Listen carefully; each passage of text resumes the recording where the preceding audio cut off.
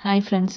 இப்போ வந்து நம்மளுக்கு இந்த தக்காளி சீசன்ல நம்மளுக்கு தக்காளி வந்து பார்த்தீங்கன்னா, கிலோவே வந்து ரூ. 10 அந்த மாதிரிலாம் கிடைக்குது. ஸோ நம்ம இந்த சீசன நல்லா யூஸ் பண்ணிக்கலாம். நம்ம இன்னைக்கு என்ன பார்க்க போறோம்னா, தக்காளி பவுடர் எப்படி செய்றதுன்றத பார்க்கலாம்.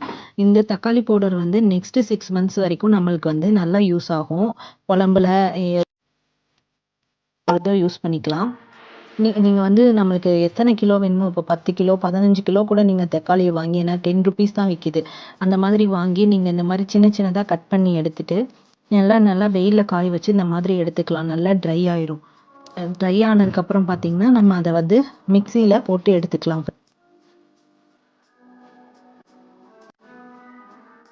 மிக்ஸியில அரைச்சு நல்லா தூளா பவுடர் பண்ணி எடுத்துக்கலாம்.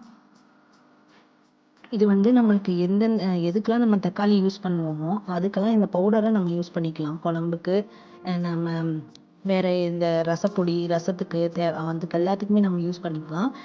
இப்போதைக்கு நான் வந்து பவுடர் செய்றத மட்டும் நான் காமிக்கிறேன். நான் நெக்ஸ்ட் வீடியோல வந்து நான் இத வந்து குழம்புக்கு, ரசத்துக்குலாம் யூஸ் பண்றத நான் உங்களுக்கு காமிக்கிறேன். இது வந்து நம்மளுக்கு ஒரு 6 மந்த்ஸ் வரைக்கும் எந்த ஒரு ஏர்டைட் கண்டெய்னர்ல போட்டு வச்சுட்டீங்கன்னா, எதுவுமே ப்ராப்ளம் இல்ல. அப்படியே இருக்கும். வேற எதுவுமே மிக்ஸ் பண்ணல. நான் வெறும் தக்காளிய நல்லா சின்ன சின்னதா கட் பண்ணி வெயில்ல காய வச்சு எடுத்திருக்கேன். நல்லா ட்ரை ஆனதுக்கப்புறம் பவுடர் பண்ணி எடுத்திருக்கேன். இந்த பவுடர வந்து நான் ஏர்டைட் கண்டெய்னர்ல நான் போட்டு வச்சுக்கிறேன்.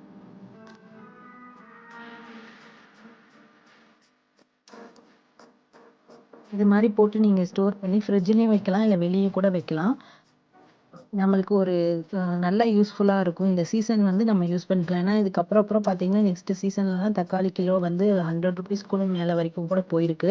அந்த மாதிரி போற டைம்ல நம்ம இந்த மாதிரி பவுடர் சீப்பா கிடைக்கும்போது யூஸ் பண்ணிட்டோம்னா நல்ல யூஸ்ஃபுல்லா இருக்கும். தேங்க்ஸ் ஃபார் வாட்சிங். Thank you.